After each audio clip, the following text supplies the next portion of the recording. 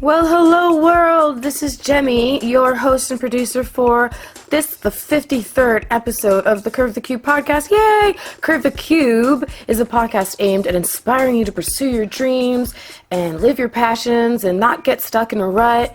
Whether you can do it full-time, part-time, as a hobby, whatever it is, make sure that you pursue whatever is driving you and it feeds your soul. So go out there and get it done and do something fun. And this episode is with Jennie Crumpler, who's amazing. She is an artist, a graphic artist, a sculptor, a writer, an illustrator, graphic designer. She builds websites.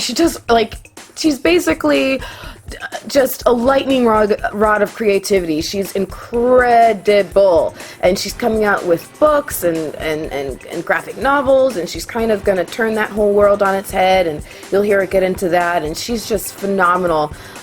She is at jennifercerror.com or jccreative305.com, and you can also find her on Instagram as ArtFreak305. She's also on Twitter as JCCreative305. She's also in Facebook as Jennie Crumpler Photography and Fine Art. Basically, just look her up, and she might end up at a Comic-Con near you because she frequents that. In fact, that's how we met for the first time, was at I think it was PalmCon, I think is what we figured out it was, at a Comic-Con. So look for her at Comic-Con. You never know when her booth will pop up, and her art is just so phenomenal. So when I saw her, I was walking the floor at PalmCon, and I saw her and her art, and I said, I need this girl on my podcast. She's incredible. You're going to see just, like, she's fearless, or I should say she doesn't let any of her vulnerabilities get in the way of her drive to pursue her creative talents, and I just really like her. She's really cute and really cool, so you're gonna like her too. So make sure you follow her on all of her social media, support her, and look for her her books that are gonna come out. Make sure you go to her website, get some of her posters. She's really great, and I fell in love with her, and I'm sure you will too. And this episode of Curve the Cube is sponsored by Soul Experiences, which is a company owned by my friend Lynn, who's amazing. And Soul Experiences is a South Florida events company, and it's essentially aimed at figuring out ways to take all the fun and cool and amazing things that we can get done and have and do here in South Florida, and she figures out a way to make it cheaper, which is always amazing. So she does group deals for different things, whether pub crawls or cycle parties or day trips to Key West on a cool party bus, or just different things. So be sure to follow Soul Experiences, SOL Experiences, on Facebook, Twitter, and Instagram, and make sure you catch up on one of her cool events, because it's definitely worth it. She's awesome. She comes up with some really creative stuff. And I want to thank DJ John Hitta for the music bed that you're listening to underneath here. And again, follow Curve the Cube on Facebook, on Twitter, on Instagram, on YouTube, and also now on Pinterest. I finally got my head on my butt and got Facebook a Pinterest board, or Facebook, oh my god, Curve the Cube of Pinterest board. So be sure to look that up, please. And with that, I'll say sit back and relax and enjoy the 53rd episode of the Curve the Cube podcast with amazingly creative human Jennie Crumpler. Enjoy! Curve the Cube will now initiate. How's it going? Good, how are you? Good. Thanks. Thanks so much for making the drive. It looks good. Oh, thank you. Have a seat. Yeah. How's everything going? Good. Good. Are you recording already? Yeah, I am. Oh, good Lord. Yay! So glad to have you. We finally met. I mean, this has been crazy. Like, I was sick and then you were sick. Yeah, right. Like, oh my Lord, what is this going to happen? How you been? You been good? Yeah, good. Good. Life is good. Yes. Can't complain. So I first ran into you at, is it PalmCon? It was a Comic-Con. I think it was PalmCon. I think it was PalmCon. I did a couple shows back to back there, so I'm not sure, but I think it was PalmCon. I think it was PalmCon.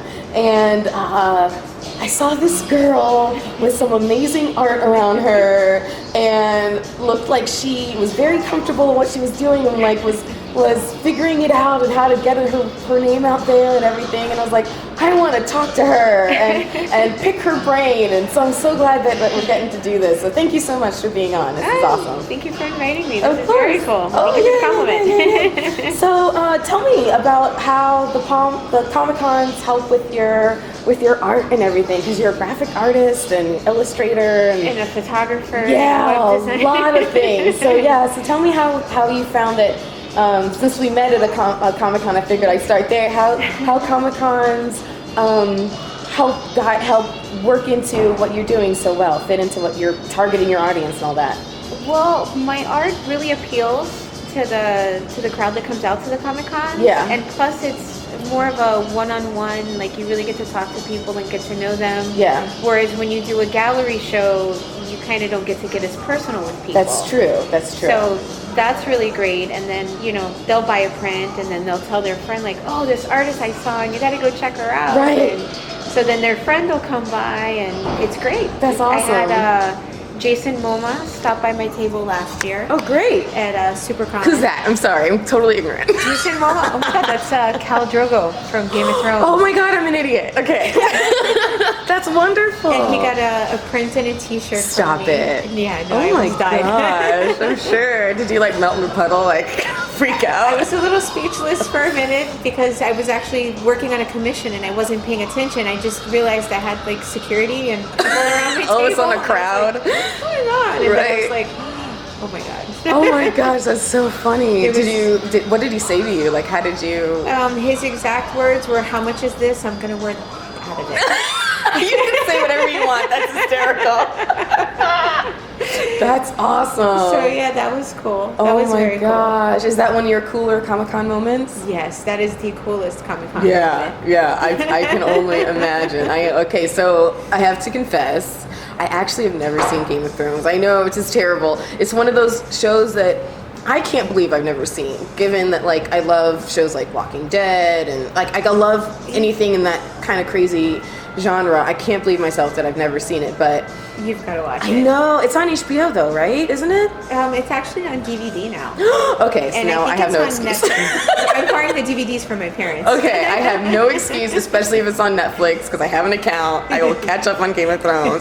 This is my public declaration and promise. I will catch up on, and I will never ask again who anybody is on that show. Well, if you don't catch him there, I think he's playing Aquaman in the upcoming movie. Oh, awesome. I heard that they were doing Aquaman. Yes. Interesting. And I think Aquaman to me is kind of funny, because it's like, if you want to, I mean, I don't know too much about Aquaman, but I kind of think if you want to get away from, if you're a bad guy and want to get away, can't you just like get out of the water? I don't know. Like, is that not true? He can get out of the water. Ah, man. Okay, all right. Now it makes a lot more sense. This is great. So you're a big comic book fan, and I'm a comic book fan. I'm actually working on my own comic book, on my first graphic novel. yes, let's hear That's all about exciting. that. I don't want to say too much Okay. yet because it's kind of a new concept. I'm working on copywriting it. Okay, gotcha. That's important. Yeah. But I do have my first book out, which is my art and poetry. I actually brought you a copy. No, you did not. Stop it. I did. Oh, how cool. And this is, I don't know if you saw when I announced that you're going to be on, but this is the exact image that I chose for it. I was literally just about to say, hey, I'm about to sit down. So instead I'll say, hey, I just sat down with Jennie Crumpler. This is incredible. This is one of my favorite That's one of my designs from you. bestsellers. Thank Really? you. Oh, Yeah. well done. I have good taste. This is incredible. This is beautiful. Where can people get this? And yeah. They can get it on Amazon. They can get it from me at a show. They can email me, and I can just send them a wow. PayPal. These are amazing. You're so talented. Thank you. When did you first discover that you had a passion and a because some people have a passion but not the talent, or some people have a talent and not the passion. How did you find that out? I had the passion since I was like a kid. Yeah. The talent came as I practiced more. If I show you some of my like earlier stuff that I keep buried in the back of the Buried closet deep. in the shadows, it's a little scary. I'm sure you can maybe go and do them again do some do-overs with the earlier things. Oh yeah, definitely. Definitely some do-overs. This is incredible. So what does it take to get something like this graphic? What did you call this exactly? A graphic novel, a graphic Well, that's an art book. art book. Okay. Yeah. What does it take to get an art book together, for those who might be interested in doing something like that? Just have some art that you want to put together in a book and contact a printer. Yeah. And if you can't do the layout, they'll have somebody on staff that can do the layout for you. That's amazing. That's amazing. One thing I noticed about a lot of your work, and actually it was hard pressed to find something that didn't fall into what I'm about to say, but a lot of your work is female centric. It is. I was very curious about that. Where does that come from? Why is that? Is that purposeful or? I've never had a man that would model for me. I've only had female models. So I draw females beautiful, and then when I go to draw men, they look really feminine. So it ends up looking like it was supposed to be a female. Gotcha. So So you just go with it. I just go with it. It's interesting. So you've had women model for you before to practice your drawing, and that's how you kind of honed your craft? Oh, I've used the hell out of my friends. And then when I was in college, they only brought in female models for the figure drawing classes. We never got any males. That sounds like a jip. Well, my classmates weren't as mature as they could have been. Oh, right. So Okay, I get it. didn't last as long as it should. I get it. Yeah. Interesting. So where did you go to school? I went to AIU. What did you study? Visual communications. I Okay. did a dual major in graphic design and photography. Wow. And actually, my senior thesis project was my comic book. Oh, really? Oh, that's brilliant. Might as well make good use of your time. Yeah, except I had to change the story because it ended up somewhere else. Oh. I don't know if it was just two brains on the same wavelength or if, Probably not. That brings back a memory. When I was a kid, and I'm certainly sure it doesn't compare to what that aggravation may have been for you or whatever. But when I was a kid, I remember I drew this really incredible for me. Incredible for me. I was in like fifth or sixth grade, underwater ocean scene with like sharks and squid and all this other stuff, and I was really excited about it. And every year, you could submit art for the calendar. They come up with a calendar.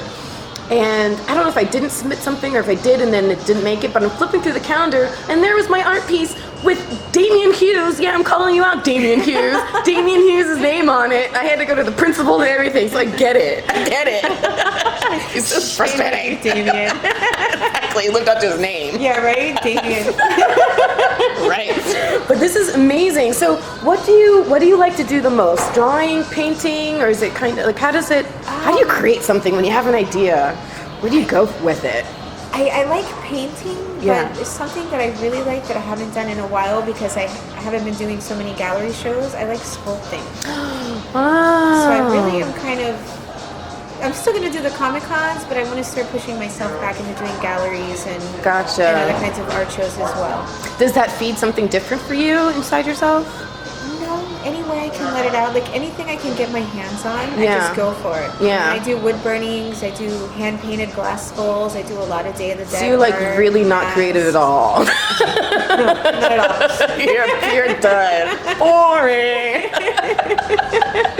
That's amazing. So is your bedroom like full of your stuff, or where do you keep it? Like my apartment is really my studio that I sleep in. Nice. And all over the walls is not only my artwork, but like artwork of friends or other artists Yeah. that I really admire. Yeah. So it's just if I get stuck creatively, I can kind of just get up from my drawing table, walk around, and be like, "Oh, okay, I know what I'm gonna do." You know, 'cause, Awesome. like I'll see something and it'll just spark something in me. Awesome. And is that spark obvious when it's different for something you want to sculpt versus something you want to paint or draw? No, or- it's the same. I just Same thing, like yeah. I go glass-eyed and I zone out, and all Wow. I see is what I'm working on. And are you able to? Are you the kind of person who can't stop working on it until it's out of you and done? Yeah, pretty much. Yeah. Unless I lose the thought, and then I'll just back away from it because otherwise, if I keep going, I know I'm gonna mess it up. I know it. Like I'm gonna go too far. Or I'm Yeah. gonna do something and not like it. Yeah. And I know a lot of artists will draw and then like they'll scan before they color. Mm-hmm. I don't do that. I draw and I color and I don't scan it until it's done. So Wow. if I screw it up, It is what it is. Incredible. So then, when it comes to your writing, when you're actually telling a story, Yeah.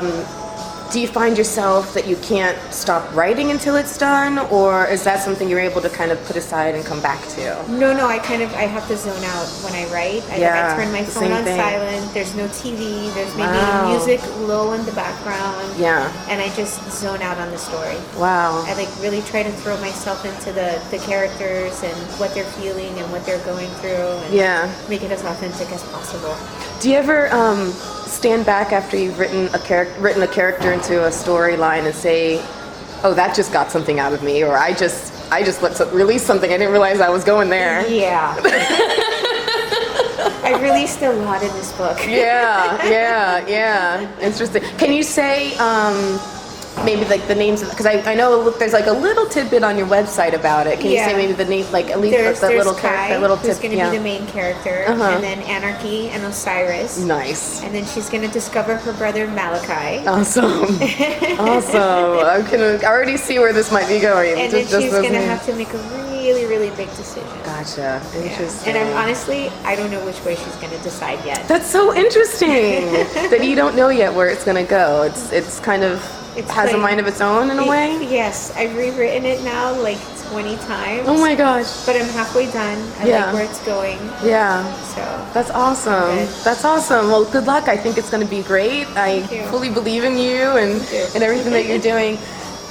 Excuse me. So when you are writing something or creating something, is it ever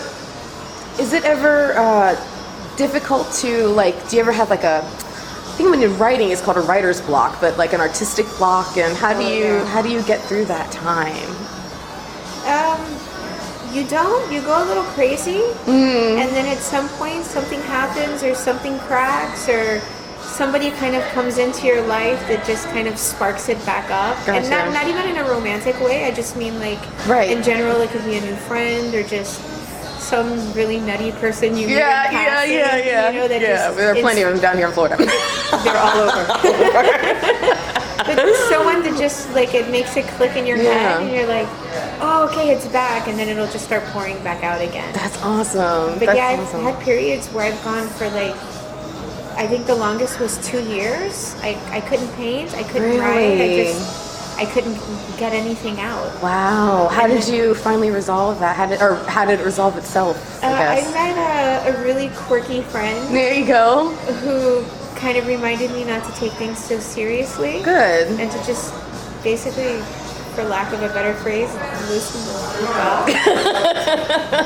And if it comes out and it's good, great. And if it doesn't, then scrap the shit and try again. Right, exactly. So who cares? Like, that's awesome. It's got me out and having fun again, and that's good. I've become like this little hermit. So it was good. Yeah. Does it? Have you found like a lot of your friends are of the creative type too, and that you kind of gravitate towards that personality and everything? Yeah. All of my friends are creative in one way or another. Yeah. They're artists or writers or musicians or photographers. Yeah. Chefs, or they're doing like insane things with cars, or awesome. Engineers, which is a whole different kind of art on another level. It truly is. It truly is. Yeah. That's awesome. So, what would you say is like your biggest? Is there a central muse for you? Is there something that kind of like a repetitive theme in all the different kinds of work that you do? What inspires you? I think my work is very. I mean, I'll be honest. My work is very dark, but it's pretty. I agree. If that makes sense. No, I mean, I'm looking at the cover of this, and you just described it dead on. It's very dark, but very, very pretty. The thing is, I think there's a lot of things in this world that people look at as negative or as bad or ugly, and they're not. There's beauty in everything. You just have to look deep enough to find it. Right. And I think I try and bring that into my artwork. Right. And with me, it's either you really like what I do or it just creeps you out. There's never an in-between where people are like, I'm not sure. It's either, oh my God, that's creepy. There's a gut reaction one way or the other. Yeah, which is good. I mean, but either way, it's causing you to feel something, which is what art should do. Yeah, totally. And if it's causing it that strongly where you're not like, oh, I'm not sure. It's either yay or nay. Yeah. Then I think it's doing what it's supposed to do. So do you just like believe in a duality in general about life or about things or people, or? What do you mean? Well, you said it's there's good in everything, even if it's really dark or scary, or people might think it's bad. There's good there, no matter what. There is, yeah. It's like yin and yang. If we didn't have good, we'd never understand what bad was. I If we agree. didn't have bad, we would never appreciate good. I agree. Same thing with light and dark. It's with everything. You know, if everything we do, there's a duality to it. Right, right. And people tend to only want to look at the, you know, the bright side of that. And Right. sometimes you got to look at the dark because, you know, there's beauty there that you're letting pass by too. I agree. So, okay, I'm going to bring up another metaphor. My metaphors are kind of pathetic. But have you seen the movie Inside Out? Not yet. Okay. No spoilers, please. It's a really, really good movie. I won't spoil it. Other than to say, there are a lot of emotions that are explored. And it's the resolution of the idea that not every emotion is either good or bad that makes the story so rich in its ending. So I won't say what it is, but That's so very true, yeah. So very it's true. when you said that, I was like, oh my god, it's like Inside Out. Well, think about it. The two strongest emotions that we can feel as humans Yeah. are love and hate. Yeah, And look at how, you know, far ends of the spectrum they so are. polarizing they can be. Yeah, But yet they're so close together Yeah. because you can't feel anything stronger than Yeah. one of those two. Yeah, it's So- true. If you think of life as like a circle, and the spirit is all encompassing. It's like there's not really an end. Everything kind of, there's just a gradient, you know, that kind of encompasses Yeah. everything, and the good is right around the corner from the bad when you really fold it all in on itself. So Yeah, there's no black and white. It's all Right. much gray area. Right, totally. So when you decided to go to school and study art, what made you decide to do that, to get, you know, technically trained instead of just taking what you had and what you knew and running with it at that point? Well, I was actually pre-law. I was studying. Really? I was studying to take my LSAT, Oh my and I gosh, was that's so working for funny. a lawyer. Oh my gosh. And I realized very quickly that I don't have the personality to be a lawyer. Yeah. And I'm not going to deal with the bullshit that comes along with being a Lots lawyer. and lots of bullshit. So I said, if I'm really... Oh, by the way, my brother just laughed. Oh. When he's listening to this in the future, my brother just laughed. He's a lawyer, and Sorry. No, he agrees with you. Go ahead. It's just, it's like I like the thrill of being in court and, you know, fighting for something they can't fight for But there's themselves. so much bullshit that comes along with it. Right, and then I I don't think agree. that could take the heartbreak of somebody depending on me to Right, help them and me right. not being able to do anything. For I them. hear ya. I So, hear ya. I'm the type of person, no matter what I do, I throw myself into it. Yeah. So I said, if I'm going to throw myself into something, it's going to be something I'm passionate about. Good. And nobody would hire me unless I had this little piece of paper that said I knew what I was doing. So I tried for a Damn couple paper. years. Exactly, right? I Damn tried a couple credentials. years on my own, and Yeah. I wasn't getting anywhere. And I said, okay, I give up. Let me Like, what just go kind to of school. jobs were you trying to go for, or? Graphic design. design, I mean, yeah. I already knew the systems. I was a photographer already. I was doing everything in the darkroom at that point, though, not in Photoshop. Yeah. You know, like old school. Old school ways, yeah. Yeah, which I The still real, prefer. Yeah, real skill. But, you know, I was doing weddings and, you know, I was doing graphic design jobs that I could get and taking other temp jobs in between, and it wasn't going nowhere fast. Gotcha. So I said, let me go get this stupid little paper and let me go get, you know, a career. Right. So I got this stupid little paper, and then nobody wanted to hire me because all of my portfolio work was from school and not real world Which just experience. drives me bananas. It's like, well, hire me so I can produce the real world experience. Yes. How the heck, how the fuck am I gonna get it if someone will hire me because I don't have it? Exactly. Drives me bananas. So I hear went ya. a different route completely, and I said, let me go to the production in first so I can understand what goes into producing all of this stuff I'm designing. And then I'll kind of have both ends covered, and I'll have a better shot. Gotcha. So I found a printer that gave me a chance, and I did production work for them, and then I Okay. became their graphic designer. Wonderful. And then from there, I went actually full-time freelance, and then kind of got tired of feast or famine. Gotcha. So found gotcha. full-time work again. Gotcha. And I just do that, and then I keep my art and my stuff on the side. Gotcha, wonderful. Because I was looking at when I was looking at your background and on your websites and everything, I thought it was very interesting that you're a graphic designer, photographer, and doing all these creative things, and you're pairing it with, you know, not to say a more practical.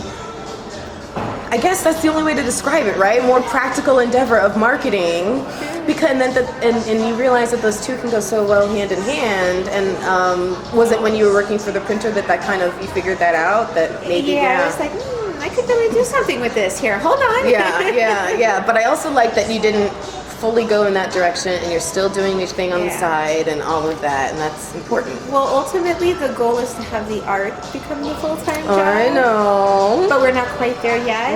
Right. So.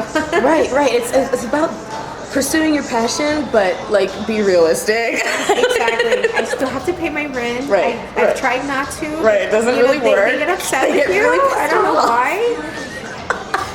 It's like the building was built in the 70s. You've paid it off already. Come on. What difference does it make? Give a starving artist a break. Right? Yeah, fortunately they don't work that way. FP&L, they want to get paid for power. Oh, come on. It's electricity. It's like in the sky. Can't you just give it away? I don't think it works that way. Life was so nice. Oh, it'd be awesome. But I'm glad that you're still, you're like buzzing with creativity and everything. When you decided to do the marketing and stuff, like what did you learn as far as the different ways to approach a graphic design project that might be on a business card or a flyer versus like a billboard or something like that, I learned one that you really, really have to speak to your customer. You have to know who your customer is in order to speak to them. A lot of companies think they can just cover this huge gamut of people with this one pretty picture. And that's not what it is. Right. You have to be really targeted. You have to really be not only visually, but your offer has to be something that people want. And a billboard, you have maybe 10 seconds for somebody to get your message. Right. A business card somebody can hold in their hand, carry with them, keep looking at. Very true. So you want to be more to the point with the billboard and maybe more informative on your business card. This is what I do. This is how you contact me. Definitely social media. Everybody's on social media now. Big time. I think they said like 89 or 91% of consumers, their purchasing decisions are influenced by social media. Oh, I believe it. In fact, I was watching the Today Show every morning because I'm a creature of habit. I watch it pretty much every morning. And they were talking about how, so we're recording this right now on Small Business Saturday, which follows Black Friday. And they were talking before Cyber Monday. Right. And they were talking about how on Thanksgiving and how yesterday, that this was the Black Friday that kind of broke the Black Friday concept, because nobody really was out at the stores as much as in years past, because everybody was home on their mobile devices, and the people that were in the store were still cheating the bargains and cheating the sales because they were interacting with the social media. There were exclusive deals given out on Instagram and stuff like that. So it is true. Social media has taken over a lot of that for sure. Yeah, definitely. It's important to know. Well, in a way, it's almost like free advertising. Yeah. Absolutely. You have enough people following you. Absolutely. Sell whatever you want. Absolutely. So, when do you think your book is going to be out? Well, ideally, it was supposed to be out last year. Okay. But the goal is by the end of 2016. Yeah. I think I'm going to actually fish it around as a novel first. Okay. So then I can take the funds from that and start my own comic book label. And then maybe bring in a couple of my friends into the fold who are really amazing artists with stories. Yeah. That's awesome. From the novel, take it to either a graphic novel or maybe even into single issues, and then into a graphic novel. And because you've done illustrations for other graphic novels, right? I do color work. Yeah. It just sounds like you just have so many outlets that you can do, so why not pursue them all? I think it's great. So when did you think, from doing illustrations and stuff, when did it click for you that you wanted to actually be the writer as well? I've always wanted to be the writer. Yeah. I've been writing actually since I was a kid. Okay. I've been nominated for Poet of the Year from the National Library of Poetry. There you go. Published in 2 or 3 of their anthologies, and I won their Editor's Choice Award one year. Wow. You have to send me some of your poetry. I didn't realize. There's some in the book. Oh, well then there you go. You already did. Going back in time. You already did. Rewind. Okay, now I see. I got it. Yeah, I've always liked writing. Yeah, that's amazing. does your writing fulfill? I think I kind of asked this before, but like when you finish a project, okay, and you either see a finished sculpture or a finished drawing or a finished book, what is the signal that it's done for you? Like, how do you know? Oh, see, that one's tough. Yeah. You never really know, because you never really feel like it's done. Yeah. But you know, as an artist, at some point, you have to really just stop yourself. Otherwise, you're going to overdo it and ruin it. So, like, there was one show I had way back in the day at this place called Smoke Gallery, which was right across the street from Mocha. Okay. And I put this installation in their window during one of the art walks where I sculpted. First, I made this huge coffin-like box out of wood, and I sculpted from clay this like screaming face and these clawing hands, and I filled the box with sand, and so it looked like somebody was trying to crawl out. Oh, that's amazing. And then I wrote this huge like anti-war poem across their whole front window. Wow. And it was so bad it was clogging up the whole art walk because everybody was stopping. First you see this coffin with this person like trying to get out of it. And so of course you want to read what the hell it says. Right. So there was just this big massive clog of people in front of the gallery and nobody could get by. People having to walk in the street. I love stuff like that. Yeah. It's interactive, it's temporary, and it causes people to actually stop and question something. People don't stop and question enough. No. It's like little sheep being herded. You gotta stop and question things. I agree. Why is this the way it is? Right. You know? Right. Why are we just agreeing and okay with something when we don't really understand what it's about? I understand we're all busy with our lives, and you get caught up in the daily grind, but you have to look at the bigger picture and the things that really matter. That are I agree. We overlook that a lot. I think agree. we're all guilty of it. Totally guilty. I know that there are times when I'm zoned in on my phone. That's the worst thing for me. I get zoned in on my phone because I do so many social media things, which I'm fine. I get zoned in on my phone, and I'm like, where did the last 2 hours go? What just happened? You see, the zombie revolution is upon us. Right? Maybe that's why I love Walking Dead so much. I'm a precursor. Maybe I'm, what do they call it? Patient Zero, and I just don't know it yet. Well, it's like that movie with Bruce Willis where everybody's like jacked in and they're living their life through virtual reality. Oh, I've never seen that one. What is it? I forget what it's called, but you know the one I'm talking about, right? No, I've never seen it. Yeah, we have to look it up. Okay, Internet Movie Database. Woo, it's gonna pull it up faster. Probably you. Oh my gosh. IMDb. Let's see. Yeah, do Bruce Willis. That should pull it up. Bruce Willis. And he is in... If I see the name, I'll completely know it. But it's like everybody's jacked in. Yeah. In their houses, their bodies are like degrading away. Here, I'm gonna hand the phone and you can scroll and see which one it is. Let's see. So I'm not sure. I've never.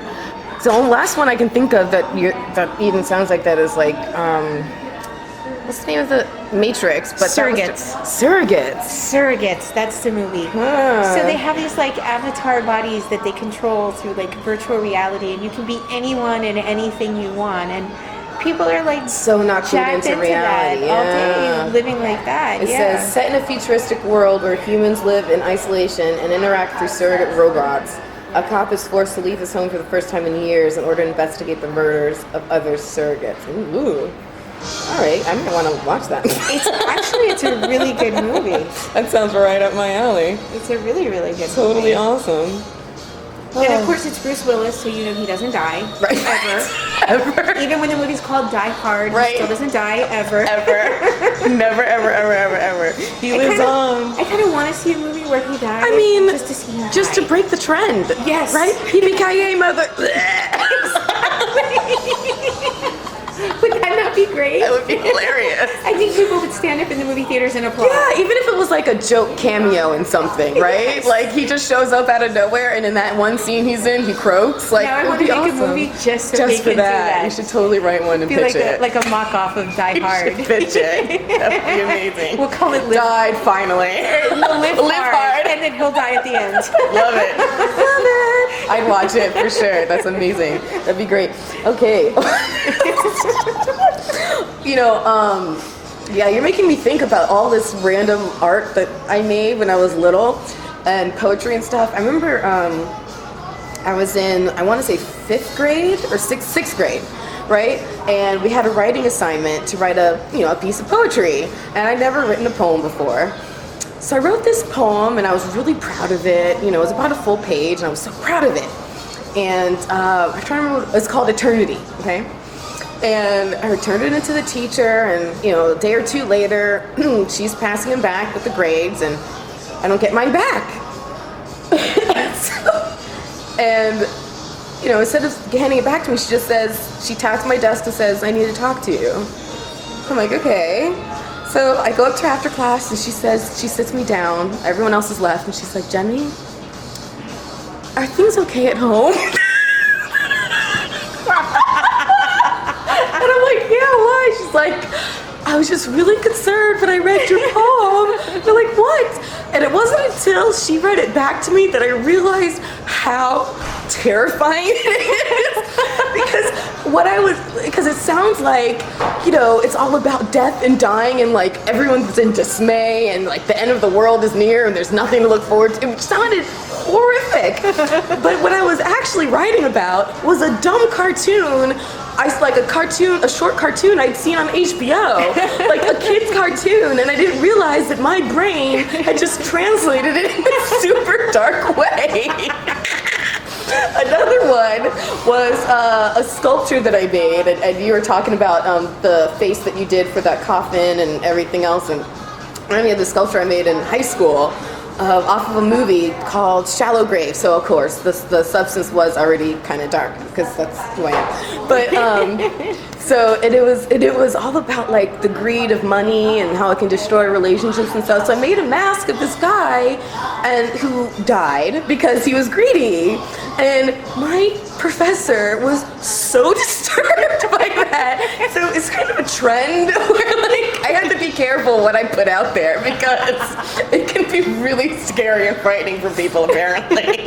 Oh my gosh. Has anything ever, have you ever had a reaction from someone, from something you've done that was completely, like you never imagined that reaction from that piece before, or you were caught off guard by their reaction from it? Yes, at SuperCon, my first year, and it was so bad, security had to come and remove the guy from What? the table. What? He would not leave. What?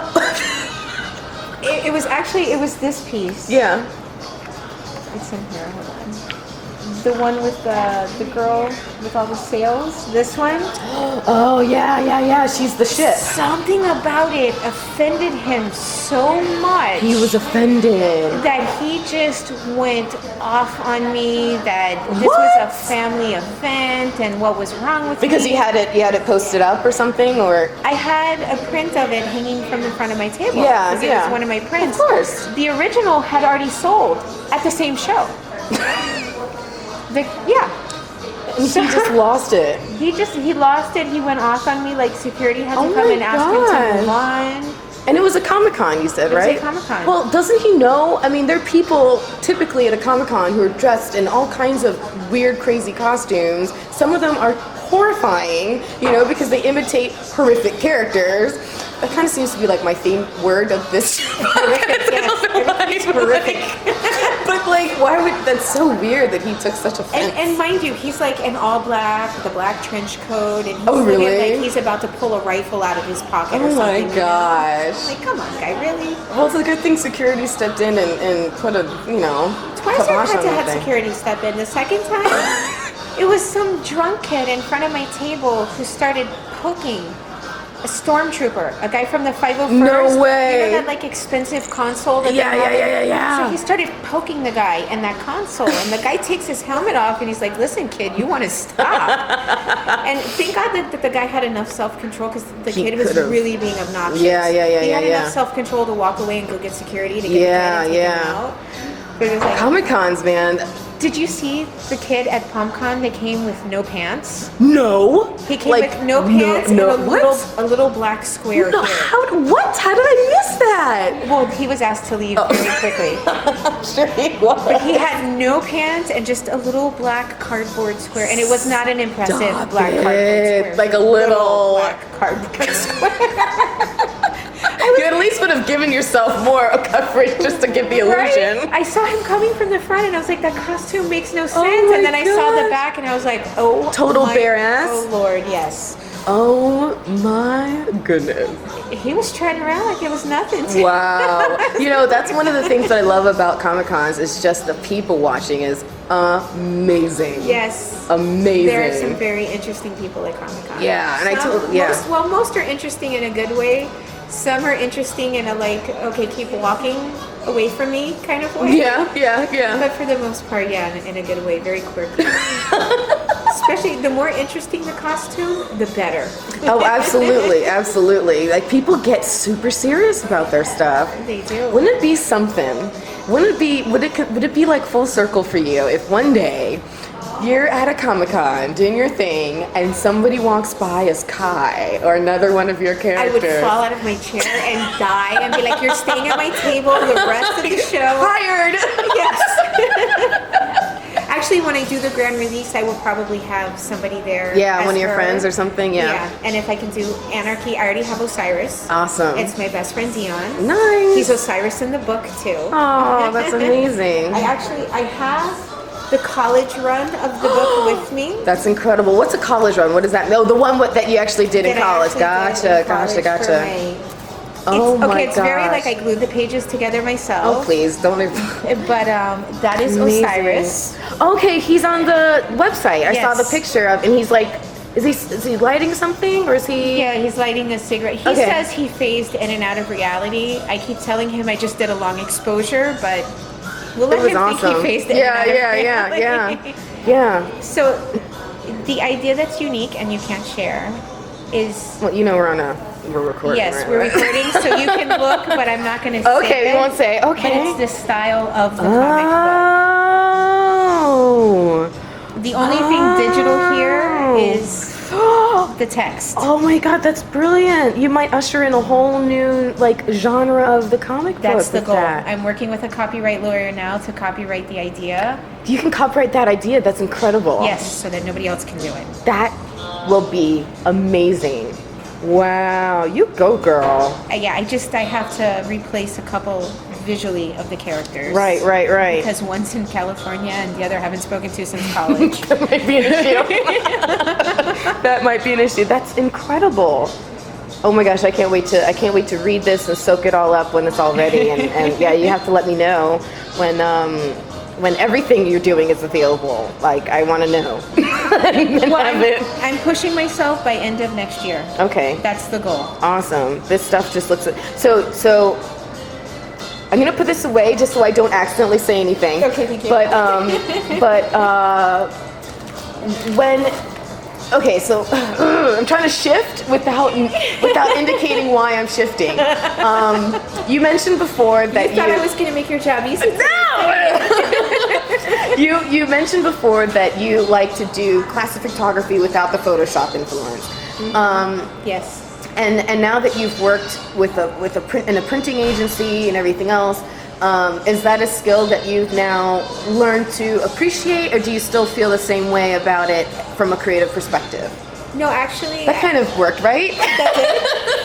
I appreciate Photoshop because you can really use it to make your colors pop. Yeah. And if you know how you're printing and understand that process and how the ink is going on the paper, then that helps you maximize Oh, okay. how vivid your colors are and how well that print's going to look. Interesting. So knowing the final medium helps you create the actual image itself. Yes. Can Like if you're printing on metal, you don't want to print a full image because now you're going to lose the beauty of the fact that you've printed on metal. Okay. So you want to actually take out some of the image and let the metal show through. Gotcha. So yeah, definitely. Like negative space, like the metal be the negative space, kind of. Yes. Yes. Interesting. Oh, look at you. So well-rounded. I highly recommend you for all graphic design projects. Good. Yay! So, as we're kind of coming to a close, where can people find your work? Let's get out your websites and all of that stuff. Where can people, or do you have any upcoming Comic-Cons? Like,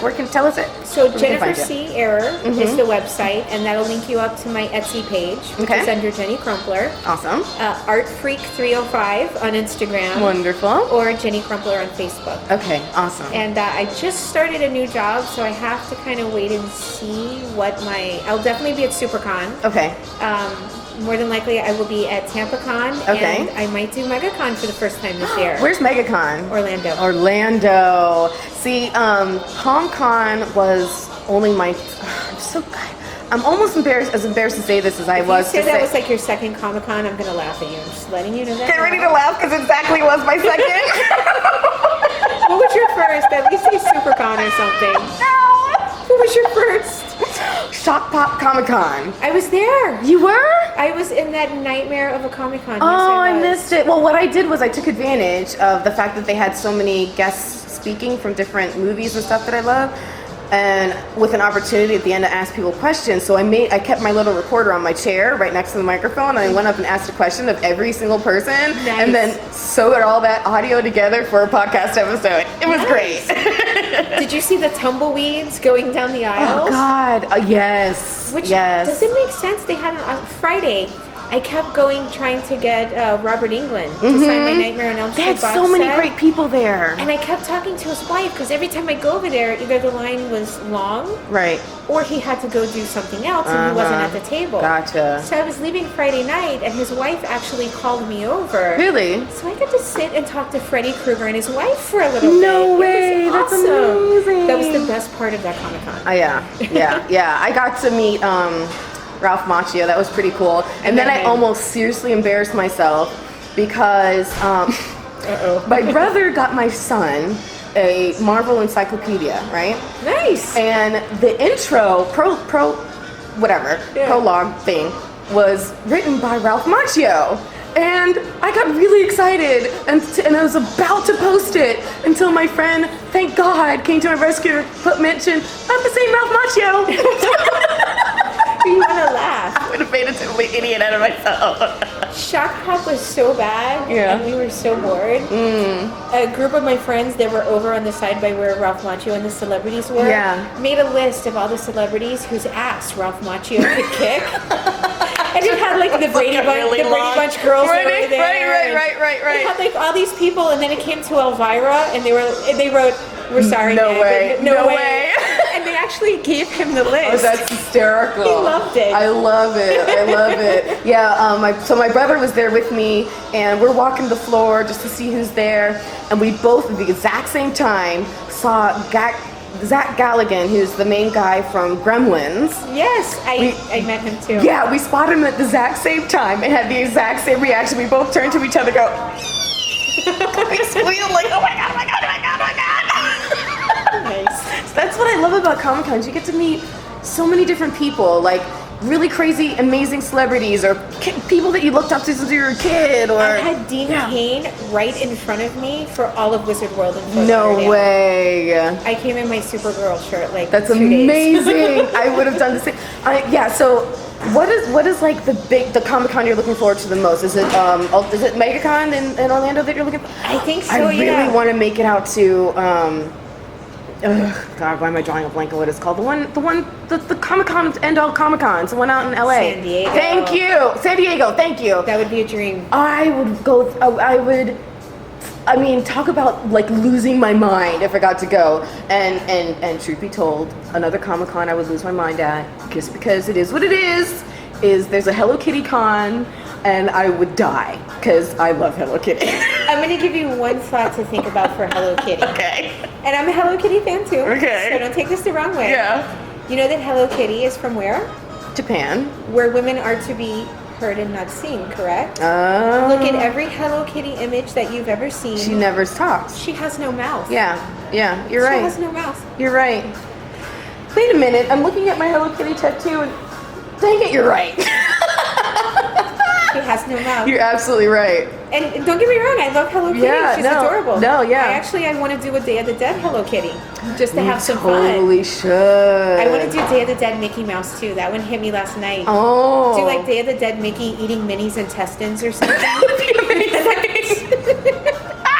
I shouldn't have said that if somebody's going to do it. Let's just do it first and better. No one can do it better. I believe in you. Yeah, actually, you know Loco Duck? No. Michael Duran, I think is his actual name. He's I think he does caricatures at Disney. Okay. He has a print that I bought from him one year. I think it was at SuperCon. And it's like Velma eating Scooby's insides. God, and I was like, hilarious. that would be cool if that was Mickey and Minnie. Right.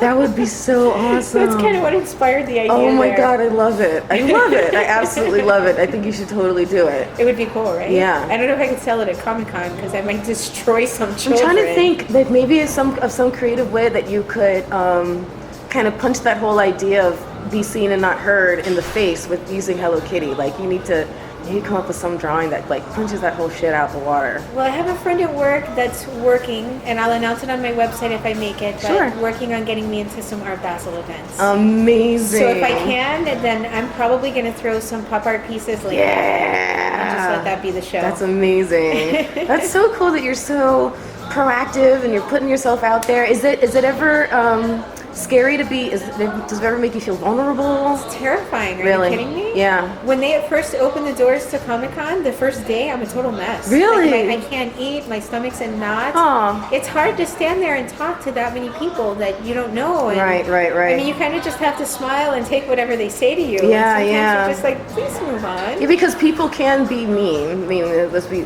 frank. They can be mean and say things that they shouldn't or whatever, and not realize that artists, I think, are special kind of people. They're sensitive. There's a sensitivity that you need in order to be the creative outlet that you are. Yeah. And you some really people don't have to respect open that. yourself. Yeah. The best comment that I ever got, the only time I've ever wanted to just punch someone in their face was at SuperCon this year. Yeah. This guy comes by my table, he's looking at my art and he's shaking his head and he goes, wow, your boyfriend does really great art. Shut up. I want to punch him in the face. Thank you. And I looked at him and I said, actually, this is all mine. I don't have a boyfriend. Oh my God. And he goes, oh, you painted all this? I go, yeah, can you imagine that a little old girl could do all this by herself?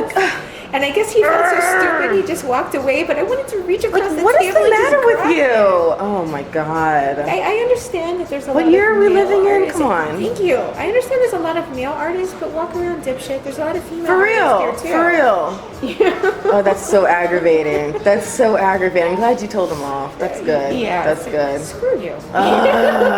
Screw you, dude. Go home. For real. For real. Well, on that horrible note, but it is towards the end of an incredible podcast. I've enjoyed talking to you so much. I think. Too. Thank you. Yeah, totally. I think you are super inspirational. Thank you. Because a lot of people have a gift or a desire in them, but it can be scary to actually do anything with it. Because once you put something out there, it's open to all kinds of criticism, and that can be frightening. Yes. And that fright can keep people from actually doing it. So I think you're a great example of, even if you are scared or get those knots in your tummy, like you still put yourself out there and you're driven to find success doing it. And I think that's amazing. Thank you. And I have the full confidence that you're gonna find yourself in this world. You're gonna look back and say, I did it. Awesome. I did my numerology report this morning, and that's what it said. Really? Actually, yeah. Oh my gosh, so tell me about numerology. I know a little bit, but not a whole lot. Apparently, they give you your first number, which is based off your date of birth. Yeah.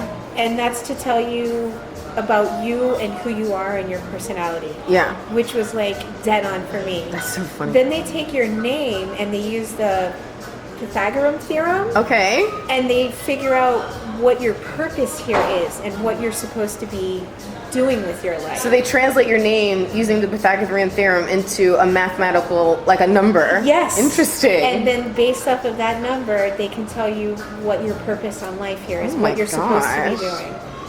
It was interesting. Did you do that? What? Easy for you to say. Like, did you find something online to do that with? There's a website that they'll do the whole numerology report for free for you. No credit card, no email address, no nothing. And yeah. I don't know. I'd be too scared to do it because maybe there is a demon inside of me that keeps scaring people with my poetry and my artwork. There might be. Or maybe your reason for being here is because you're supposed to make people wake up and listen. There you go. And to make people wake up and listen, sometimes you have to be drastic. Yeah, that's true. You have to show them something or tell them something that they're not already numb to. Yeah. Well, that's a good message. Okay. That's a good message. So see, bright side to everything. there is definitely a bright side to everything. A silver lining. There's a bright side to everything. It's true. And you've been my bright side today. So thank you so much for. Do you want to close out the podcast with sign off? It's super easy. Yeah. All you do is say, this is Jennie Crumpler. This has been Curve the Cube. Okay. This is Jennie Crumpler, and this has been Curve the Cube. Yay! High five! You did awesome. You're a great guest. Thank you so much. This was fun. great. Thank you. Yay! You have successfully curved the cube.